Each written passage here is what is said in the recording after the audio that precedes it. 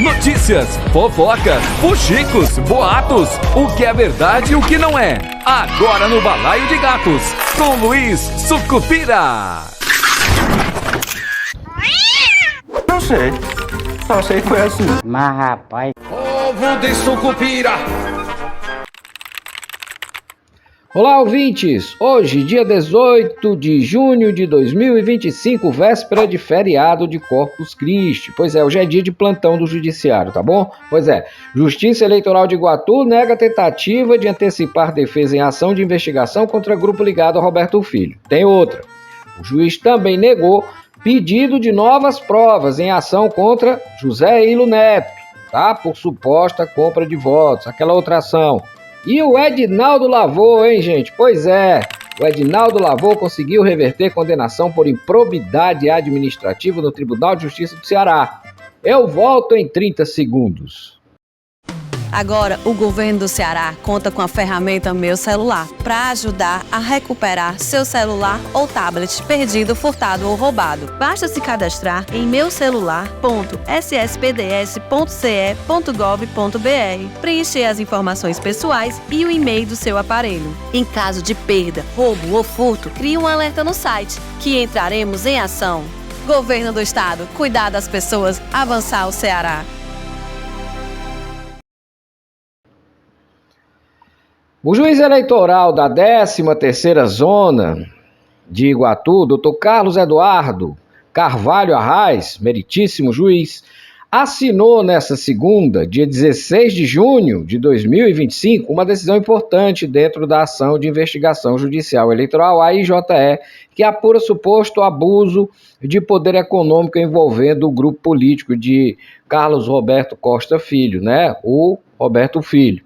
A gente vai falar de 3 ações, todas ao mesmo tempo, no mesmo programa, né? Para o pessoal não sair dizendo que a gente está do lado de um ou de outro, né? Sabe como é que é? Eu botei até o Edinaldo no meio, tá? Para não virem com besteira. Vamos para frente. Mas rapaz...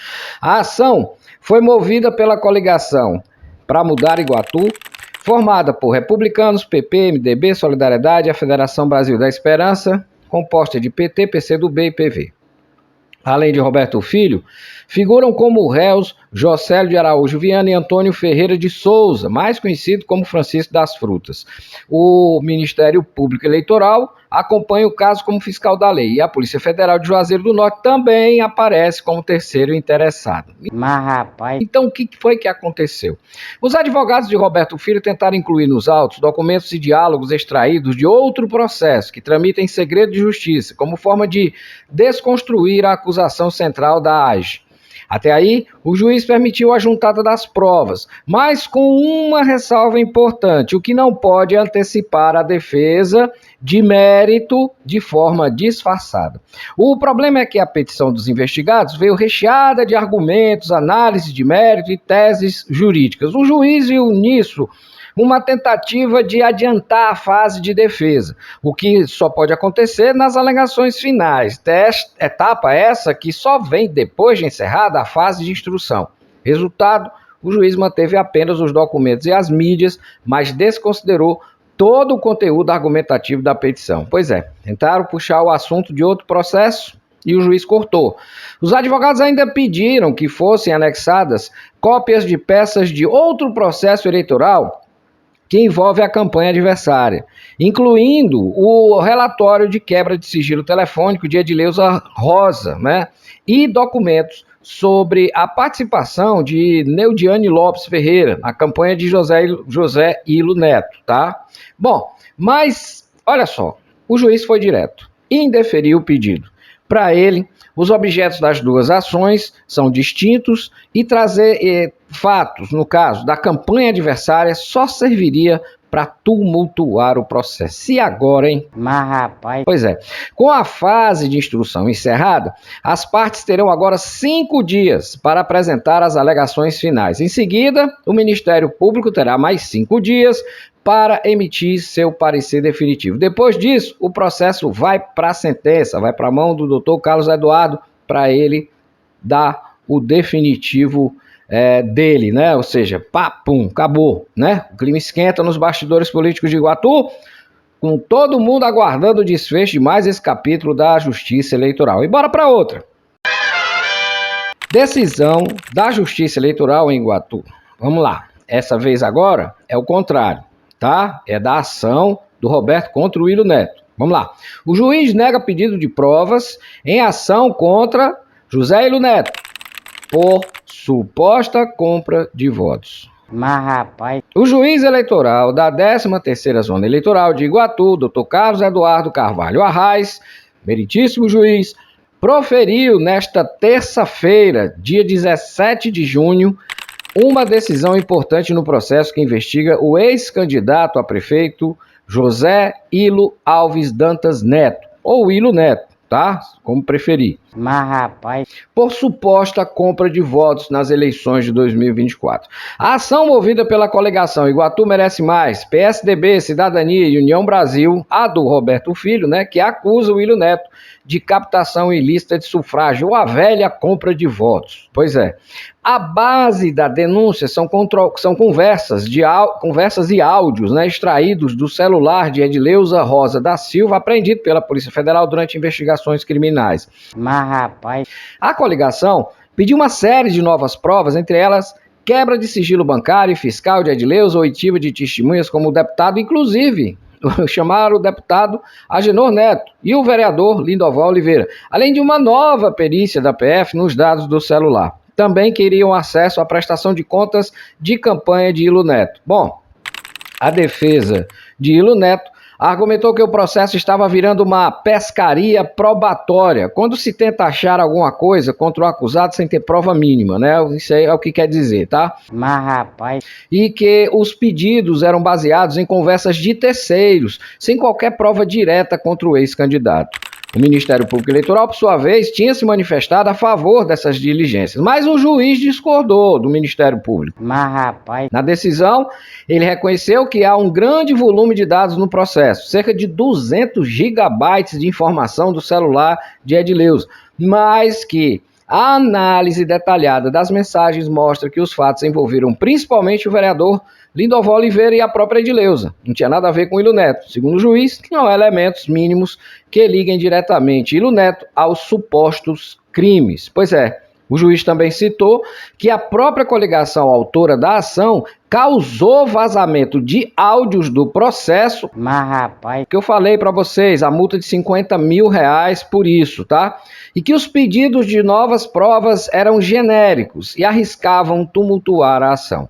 Outro ponto. O juiz lembrou que já existe uma investigação criminal em andamento sobre o caso e que não cabe ao processo eleitoral fazer esse papel de polícia. Com isso, o juiz indeferiu todos os pedidos de novas provas feitos pela coligação adversária e deu prazo de 2 dias úteis para as partes e o Ministério Público apresentarem as alegações finais. Depois disso, o processo vai para a mão do meritíssimo juiz, Dr. Carlos Eduardo, para ele dar a devida sentença, né? A expectativa agora é pela decisão final.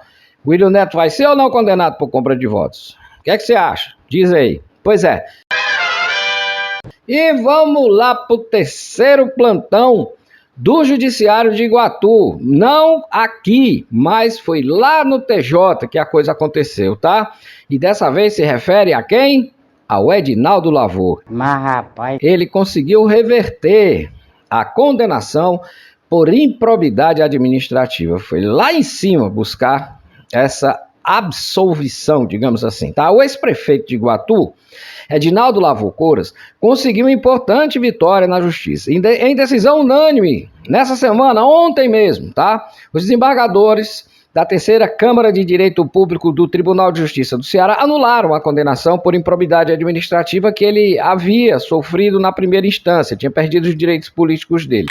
A acusação feita pelo Ministério Público em 2021 era de que Edinaldo teria sido omisso no pagamento de precatórios durante seu mandato. Segundo a denúncia, essa suposta omissão causou bloqueios judiciais e restrições financeiras à Prefeitura de Iguatu. Na época, o ex-prefeito chegou a ser condenado a devolver mais de R$69 mil aos cofres públicos, teve os direitos políticos suspensos por 8 anos, além de multa e proibição de contratar com o poder público. Mas agora, o Tribunal de Justiça do Ceará entendeu diferente. Seguindo o novo entendimento da Lei de Improbidade Administrativa, a Lei número 14.230/2021, os desembargadores afirmaram que para condenar um gestor é preciso provar que ele teve dolo específico, ou seja, intenção clara de prejudicar o erário ou obter alguma vantagem pessoal.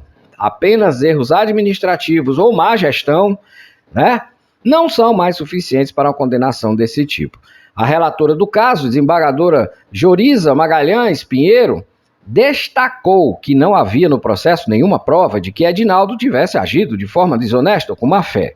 A defesa, conduzida pelo advogado Dr. Zaqueu Quirino, também argumentou com base em decisões recentes do Supremo Tribunal Federal que reforçam a exigência de dolo para esse tipo de condenação, ou seja, teria que fazer de propósito.